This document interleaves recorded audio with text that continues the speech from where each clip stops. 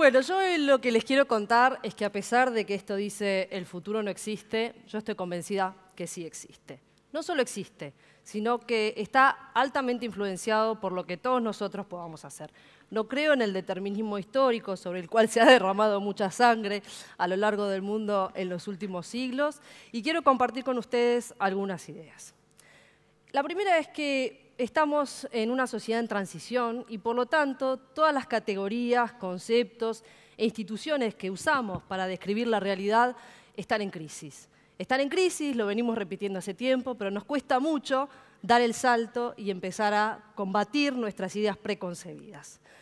Hay un autor, Gaston Berger, que nos dice que el futuro es la razón de ser del presente y no a la inversa.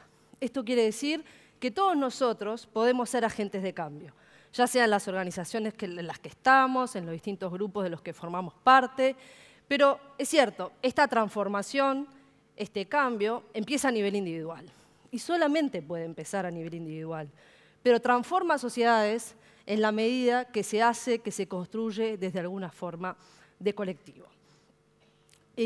La perspectiva trata de proponer algunas herramientas que son muy obvias, que más que nada tratan de ordenar el pensamiento natural con un enfoque de anticipación. Michel Godet, uno de los autores, dice: la anticipación tiene sentido para inspirar a la acción. Esto es, que no es solo un ejercicio académico, que bien puede hacerse en sí mismo, sino que tiene una intención de cambiar la realidad. Los agentes de cambio pueden ser muchos. Puede haber agentes de cambio coyunturales que solamente están cambiando el estado de ánimo, el estado de situación de su contexto inmediato, o puede haber actores de cambio estructurales que cambian las estructuras sociales, las reglas del juego, mucho más allá del momento de su aparición o de su reconocimiento en su entorno inmediato. Los actores de cambio también pueden ser actores o actoras, instituciones o personas que cambian la percepción de los demás sobre los problemas, sobre las soluciones, sobre las formas de pensar y de actuar. Esto también se puede ver desde distintas teorías o desde distintos énfasis. Hay quienes sostienen que el cambio se hace solamente transformando las estructuras sociales o transformando la cultura o los valores que predominan en una sociedad.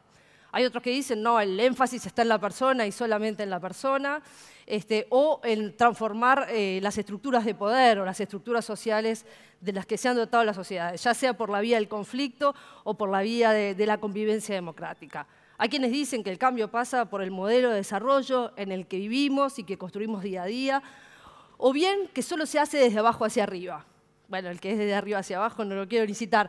Yo realmente creo que en la mayoría de las situaciones o fenómenos sociales que tratamos de analizar hay una combinación de todos estos factores, de todas estas teorías del cambio, y que la realidad social es tan compleja que difícilmente un único enfoque puede ayudar a explicar la realidad.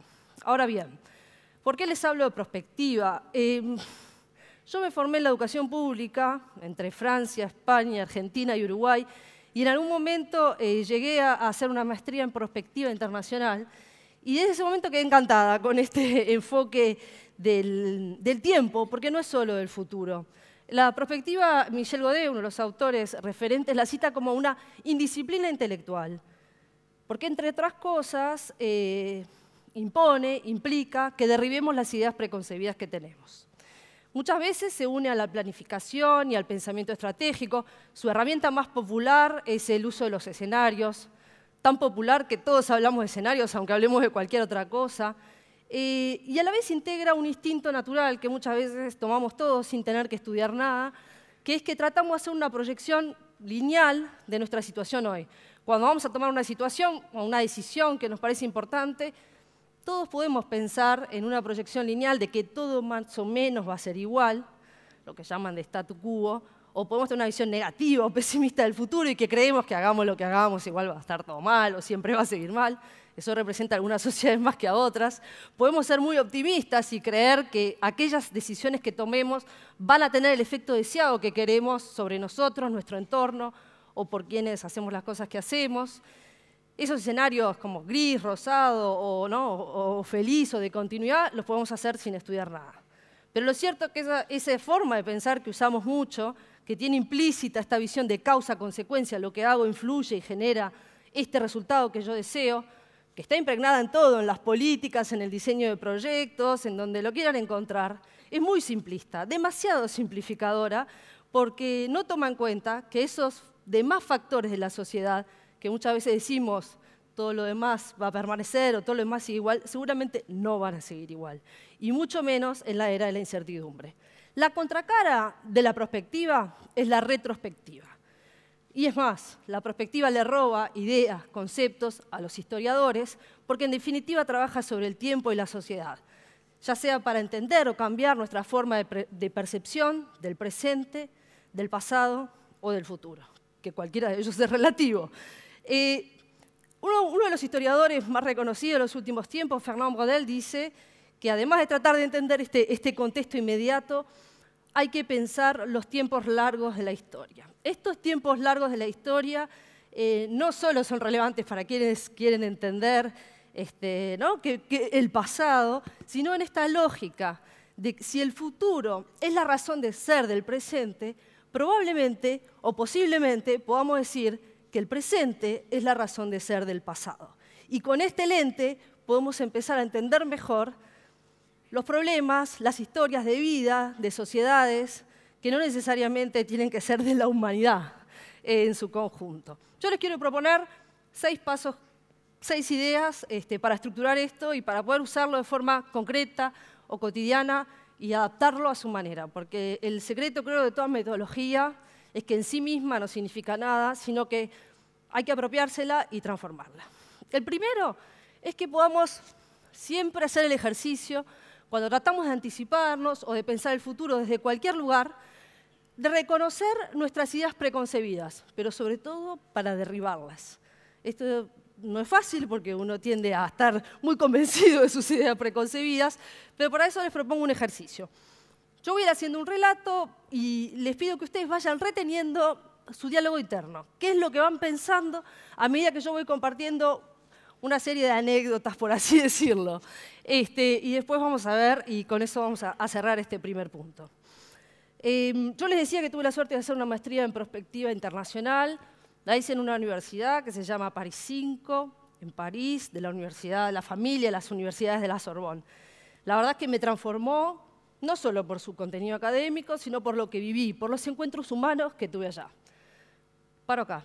¿Ustedes qué se imaginan? A estudiar en una ciudad como París. Muchas veces esto genera, no sé qué pensaron ustedes, una visión romántica de que es una muy buena universidad, una ciudad, ¿no? Con acceso a bienes culturales, a todo otro tipo. Les voy a decir la verdad. El París que yo viví en ese momento no tenía nada de eso. Vivía en una ciudad universitaria a las afueras de París que se llama Nanterre Université, donde empezó en mayo del 68, dicho sea de paso, y donde en realidad era un lugar donde cometían todo tipo de abusos, de violaciones, pero nadie intervenía, o sea, no había ninguna institución que le importara porque éramos todos estudiantes o africanos o franceses pobres o del resto del mundo que no influíamos en nada. No éramos agentes de cambio y por ende nadie tenía que hacer nada para intervenir. Y lo cierto es que yo tenía muchas más ventajas que otros compañeros que estaban allá estudiando. Para empezar, yo no había llegado huyendo de la guerra, ahí muchos venían huyendo por la tierra, de la guerra del Congo por África, habían perdido bastante más que lo que tenían. Y además estaba en un lugar donde yo entendía el idioma como el castellano porque me había tocado nacer ahí. Me detengo de vuelta. Nací en París, muchas veces, no sé qué pensaron hoy, pero las preguntas que tiendo a escuchar son: ay, ¿tus padres estaban estudiando allá o eran diplomáticos o se habían mudado? No, ninguna de esas. Eran refugiados políticos, estupamaros, vivíamos en la pobreza del exilio. En la sala debe haber gente que vivió, hijos o exiliados, en la pobreza del exilio. O sea que tampoco, el París que había vivido 20 y pico años antes tampoco era ese que nos imaginamos.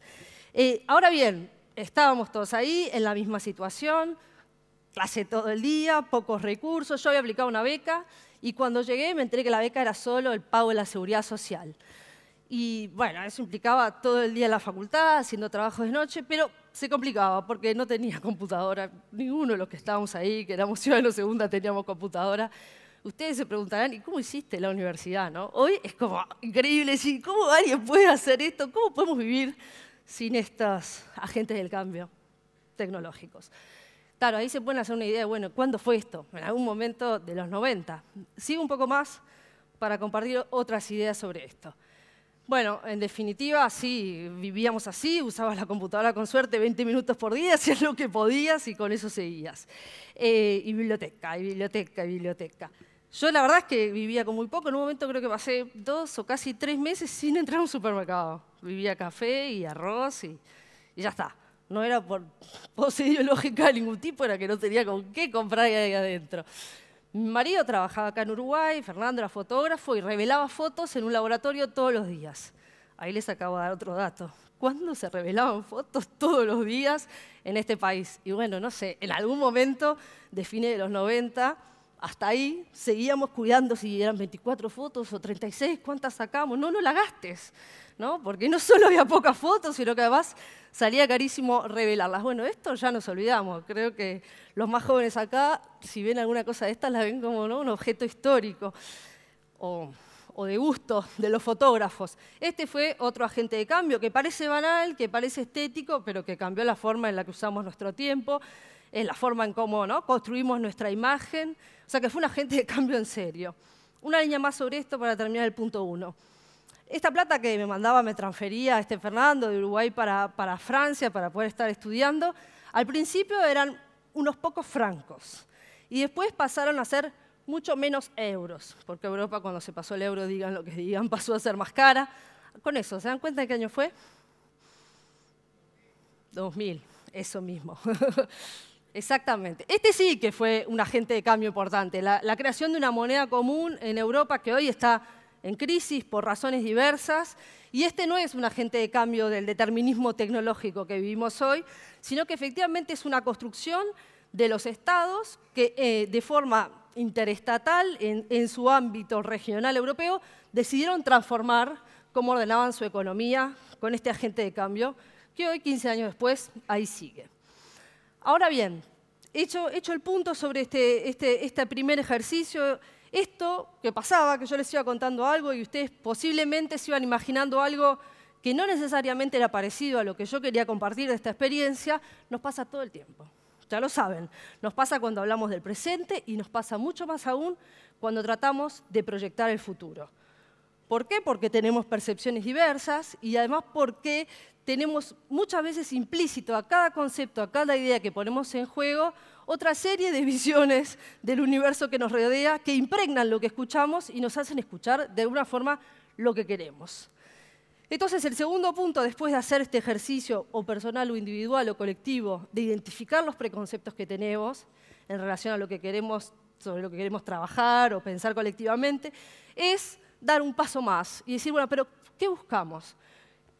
¿Cuál es nuestro objetivo? ¿Cuál es la meta, la visión de grupo o de conjunto o individual, o ambas, si coinciden mejor, que tenemos hacia adelante, hacia el largo plazo?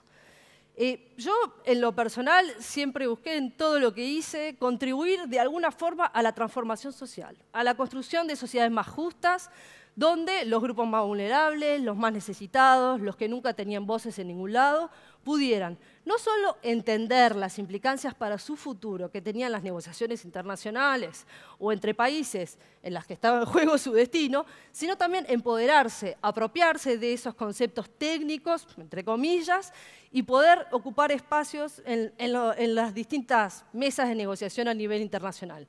Yo eso lo hice fundamentalmente desde organizaciones sociales, redes, plataformas de la sociedad civil que allí aparecen a nivel de la región, de América Latina y a nivel global.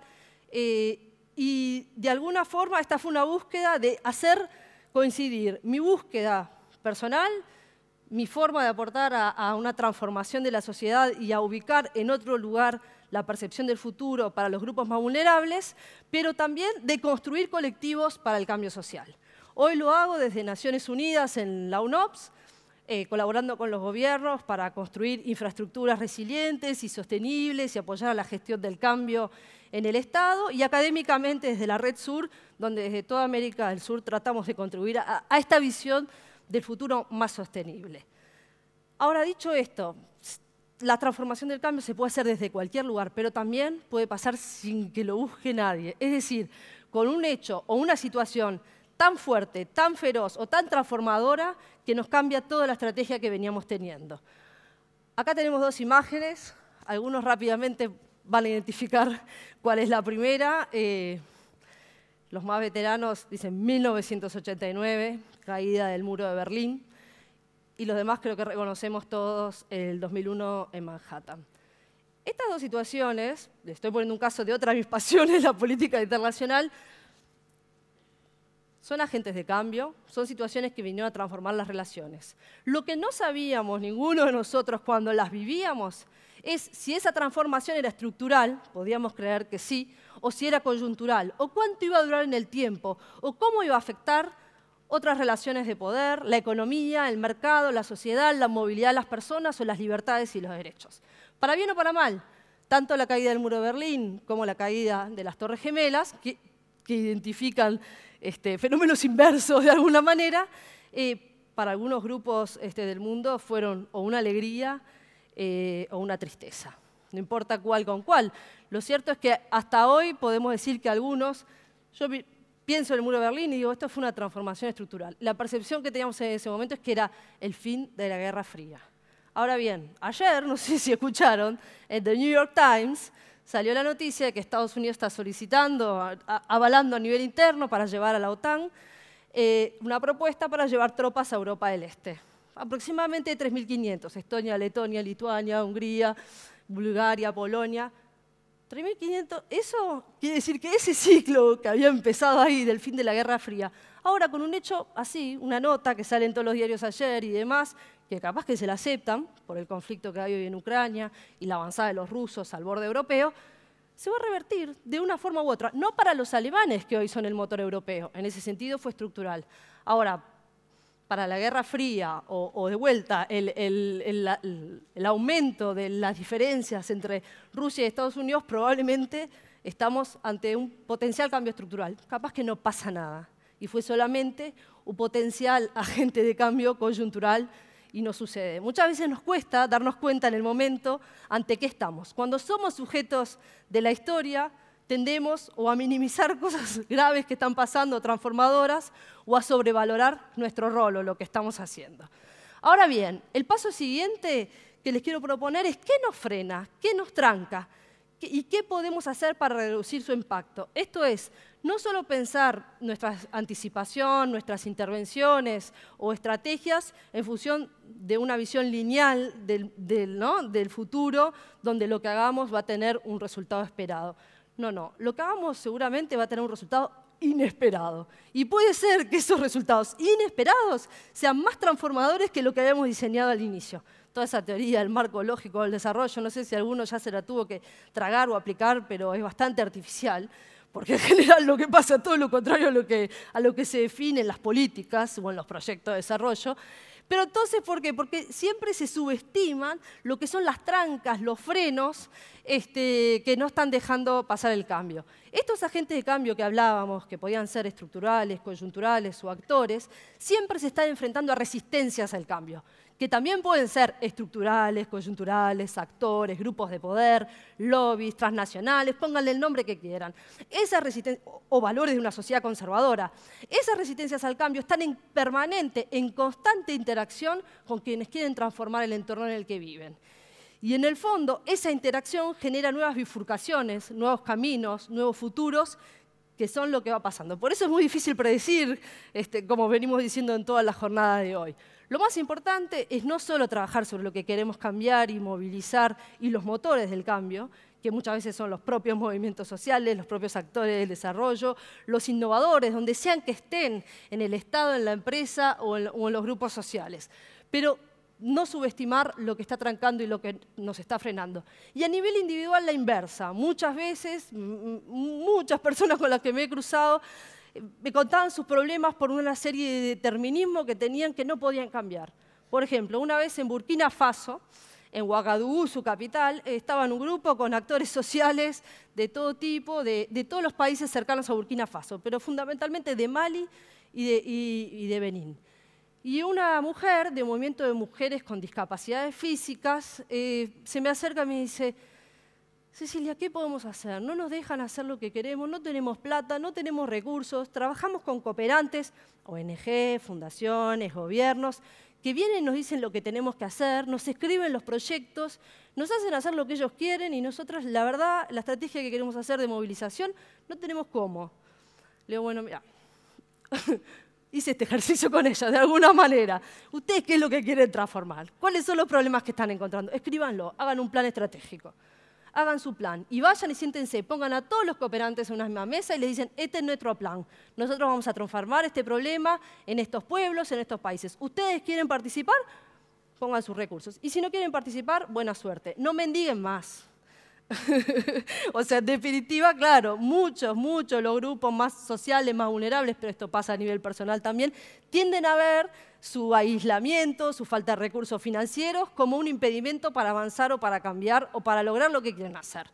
Yo les digo la verdad, soy la prueba en vida y todos los grupos sociales con los que trabajé a lo largo del mundo no tenían nada.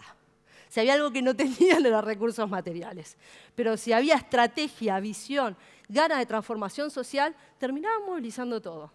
A esta mujer me la encontré a los meses en una reunión en La Haya y viene y me dice: Cecilia, te tengo que contar, ¿qué pasó? Hicimos lo que nos dijiste y ya está, tenemos la plata, hacemos lo que queremos, estamos trabajando.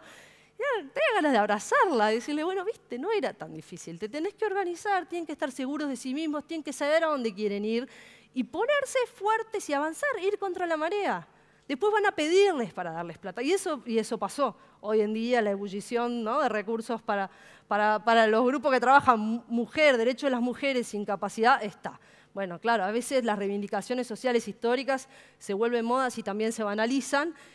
Creo que ese no era el caso, pero en definitiva ellos de verdad no tenían nada y efectivamente pudieron trabajar en este sentido. Sin una visión naif de que uno logra lo que quiere. Sí se logra, contra todas las resistencias, contra todos los actores y los medios que tratan de frenar el impacto, el cambio. Y mucho más cuando ese cambio social trata de transformar relaciones de poder o afecta a grupos de interés que están acostumbrados a hacer lo que quieren. O sea, si eso es para combatir la impunidad, la falta de transparencia, la corrupción, ¿no?, y ese tipo de problemas que todas nuestras sociedades tienen en cualquier lugar del globo, bueno, estos frenos van a ser cada vez mayor.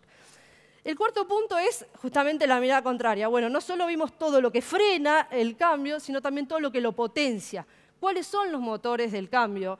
¿Y qué podemos hacer para potenciarlos? En el ejemplo que les ponía es, bueno, efectivamente, potenciando a los grupos de base o a los grupos sociales. Esa era una forma de transformar las relaciones, pero esto se puede traducir para todas las luchas sociales y derechos que siguen existiendo hoy a lo largo del mundo, pero también a nivel personal, ¿no? ¿Qué es lo que efectivamente nos va a permitir ir avanzando y transformando nuestra vida? O sea, apropiarnos de nuestro futuro en los distintos ámbitos en los que estamos. El quinto punto es: no nos miremos solo a nosotros mismos, o sea, salir del ombliguismo que puede caracterizar a algunas sociedades o a algunos grupos y tratar de ver qué hacen otros, qué otros actores están en juego, cuáles son sus intereses, sus medios y qué alianzas podemos hacer. En varias circunstancias me pasó que trabajábamos en temas de negociación internacional, de temas de desarrollo, de cooperación, de inversiones, de negociaciones comerciales, y por un lado iban los amigos de las organizaciones sindicales, por otro lado iban las ONGs, por otro lado las universidades y las fundaciones, por otro lado los grupos de la sociedad civil, allá los grupos ambientalistas, allá los grupos de derechos humanos. Bueno, durante varios años estuve trabajando con todos ellos para construir alianzas, no solo porque teníamos muchas razones para estar juntos y en común, porque los otros grupos de interés eran lo suficientemente poderosos para usar esa división, sino porque además los problemas del desarrollo eran multidimensionales. Ninguna de esas agendas solas explicaba ni los problemas ni las soluciones a las sociedades desiguales que tenemos hoy, y que todos juntos, con nuestras diferencias, podíamos construir plataformas de reivindicación o incidencia comunes. Una vez me pasó, estábamos en una sala como esta, pero todos grupos sociales, movimientos sociales de todo el mundo. Entonces, claro, los movimientos rurales de Asia. Nosotros queremos que esté el tema del pequeño y mediano productor familiar en Asia. Los grupos de mujeres, nosotros queremos que esté, cada uno reivindicaba su agenda. Y claro, si solamente hacíamos eso, de sumar, ¿no?, lo que cada uno quería lograr, porque era su agenda específica de reivindicación, teníamos como una lista de Papá Noel, ¿no? O sea, todo y nada, porque así tampoco íbamos a influir. Entonces hicimos el ejercicio en varias instancias de negociación internacional de decir, no, estratégicamente, cuáles son los 4 puntos que si pasan a todos nosotros y a todos los grupos sociales con los que ustedes trabajan en su país, les puede cambiar la vida. ¿Qué derechos hay que proteger? ¿Qué no se puede claudicar en estas negociaciones? Y vayamos más allá de la agenda particular de cada uno. Vayamos más allá de poner en el papelito y yo puse la igualdad de género. Bueno, la igualdad de género y la transformación de la economía y la transformación del mundo del trabajo. O sea, ese ejercicio, que es la interseccionalidad de la agenda, pudo combinar a todos estos grupos que antes se miraban con recelo. Les puedo decir, ni los unos ni los otros tenían muchos preconceptos o ideas preconcebidas que costó derribar. Ahora bien, había un objetivo común y de alguna forma eso se pudo construir. Hicimos plataformas duraderas que hasta hoy siguen participando en negociaciones. Es más, ahora muchas de esas plataformas, de las que yo ya no formo parte, porque estoy en Naciones Unidas, están llevando adelante acciones en el corto, mediano y largo plazo para influir una de las negociaciones internacionales que está pasando hoy, que pretende transformar a la visión del desarrollo de nuestros países. En septiembre de este año, todos los gobiernos en el seno de Naciones Unidas van a acordar los nuevos objetivos para el desarrollo sostenible al 2030.